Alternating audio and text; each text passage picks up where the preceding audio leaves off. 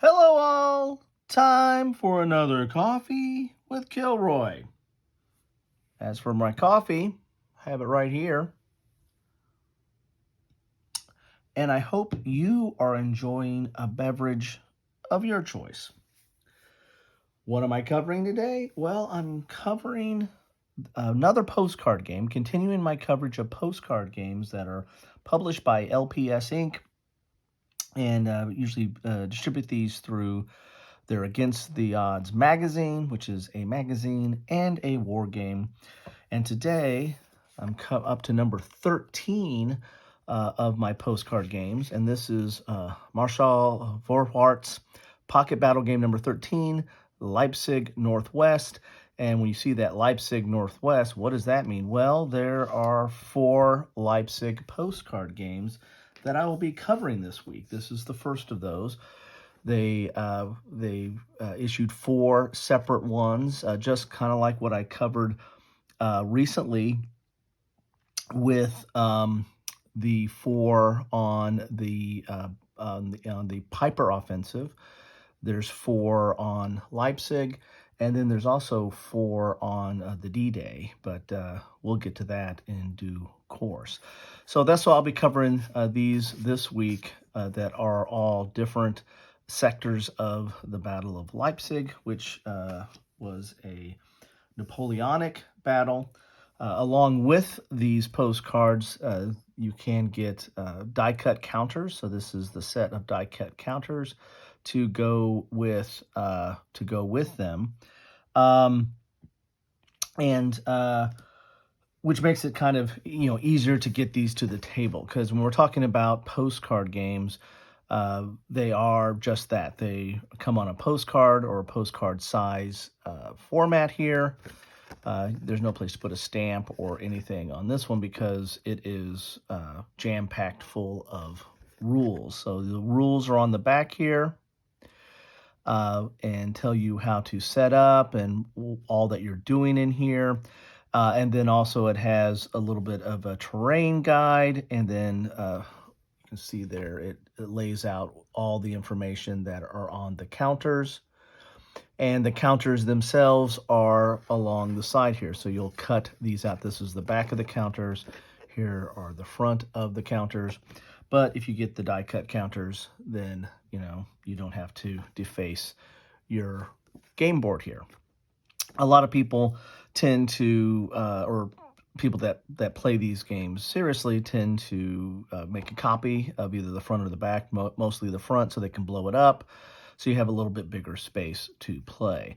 There's also a turn track here along the edge to keep track of the time of day and what's going on and the like. This is a Paul Rohrbach game, and if you've covered or been following my channel and covering some of the games that I covered for him, he tends to use a standard deck of cards in a lot of his games, so you don't necessarily need a dice in this one. I don't believe you need a dice in this one.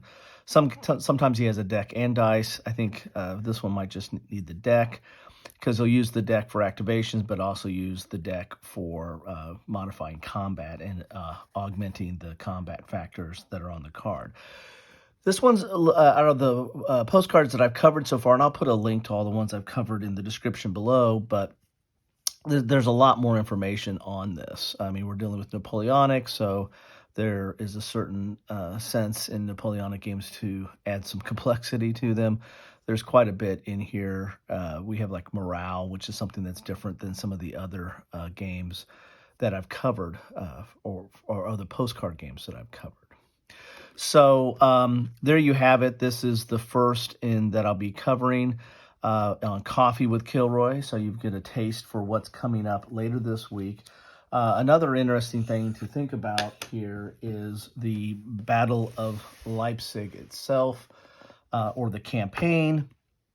I was looking through my collection, and other than these 4 postcard games, the only other Leipzig game I have is a decisions game, a folio game. And I'll, spoiler alert, I'll probably break this out and kind of do an overview of this. I've already punched it, played it, and you can see I got some nibs there too, because decision games kind of do that. but I'll cover this at some point during this week as well, and talk about it when we get to that. But in advance of that, I'm going to be reading up on the Leipzig campaign a little bit more. I think I did some reading on it before I played that decision games, but I haven't read up on it a little in a while. And I looked through my book collection on history and military history, and Napoleonic section is my largest section, but I do not have a game dedicated to the Leipzig campaign. I mean, I have Chandler's books that are about all the campaigns and battles and stuff, but nothing specific to Leipzig. So I pulled out this handy book here, the A Military History and Atlas of the Napoleonic Wars. I really, really like this book here. And I also pulled out my Atlas of the Wars of Napoleon. This is from the West Point Military History Series. One of my degrees is in geography, so I'm kind of have a soft spot for maps, and I'm also a very visual person, so looking at maps and understanding what took place and how things developed through a map is something that's very something that is kind of near and dear to the way I look at things. So through that, I'll be looking through these books here and trying to get a feel for the current situation from a macro view. The Leipzig campaign took place. You have the Napoleonic disaster, or Napoleon's disaster in Russia, losing almost the entire army. Him getting back to France before the news hits and start raising a new army, and was relatively successful in getting a new army raised, but he was pulling from all the ranks of people that were no longer, that had missed out on the earlier actions or had retired, or pulling out security forces and even pulling some forces from Spain, although probably not enough to, because he still wanted to keep stuff going on in Spain, but pulled some out there to try to cobble together an army to keep the pressure up. But at the same time, after the 1812 campaign, Russia was emboldened and they were on the move. Bernadette was in Sweden, and he had, convinced forces there to come to the Allies. England, which was kind of footing the bill on a lot of this, saw this as an opportunity, although they could not bring everything fully to bear because they were, locked with the Americans in an ongoing conflict as well, so they couldn't pull everything out to go to this campaign. So you had a lot of forces kind of scrambling to get all the pieces in place for a major conflict, and this was a major conflict. This is in some respects, is called the Battle of the Nations. This was a culmination of several years of Napoleonic Wars, and all the nations starting to get their pieces on the playing board at the same time to face Napoleon. So it was going to make for a very climactic and dramatic confrontation, and that is the kind of the culmination of the Leipzig campaign. And this is kind of the last great hurrah. This campaign before Napoleon is kind of sent back, running to France, and then there's some actions in France, and then he abdicates, and then we have of course Elba, and then the return and Waterloo and all that stuff, right? But this is the last big major engagement before the end. So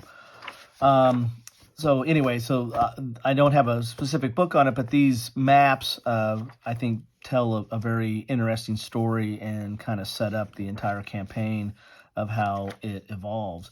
And it'll be interesting to see how these little pocket or games or postcard games, how they portray the actual battle. I think they're dealing with different sections of the battle, because this one of course says Northwest on it, so they're dealing with certain sectors of the battle.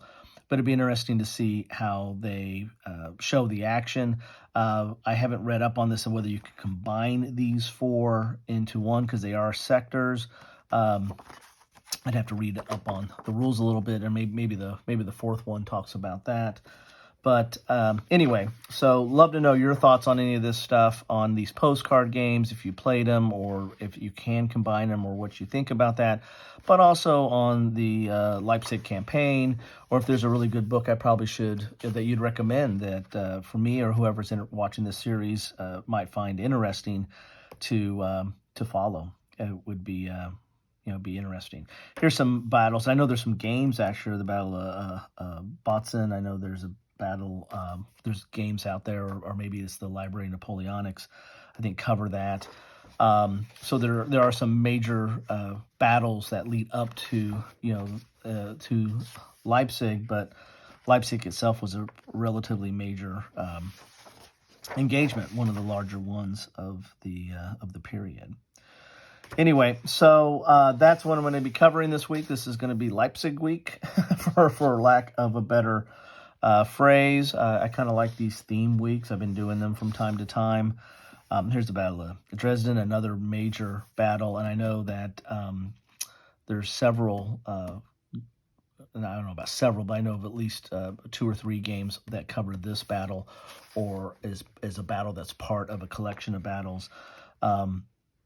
And this looks very interesting as well. Another major battle right before we get to Leipzig proper.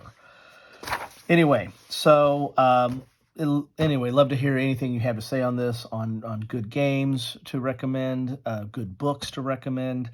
As I said, I need to really tighten up my collection because just having a folio game and some postcard games probably doesn't cut it for such an important engagement in the Napoleonic time period of conflict and wars and Napoleonic efforts. So anyway, that's what I have for you today. Love to know what you think, and looking forward to covering each one of these postcard games in a little bit more detail. Anyway, enjoy your coffee. Thank you for taking some time to stop by with me. If you're not drinking coffee, I hope you're enjoying something. Let me know what you're drinking. That'd be helpful too sometimes. Just keeping the dialogue going. Anyway, I've got some reading to do. I've got some maps to look at. Here's the Battle of Leipzig proper here. And anyway, take care. Have a good rest of your day.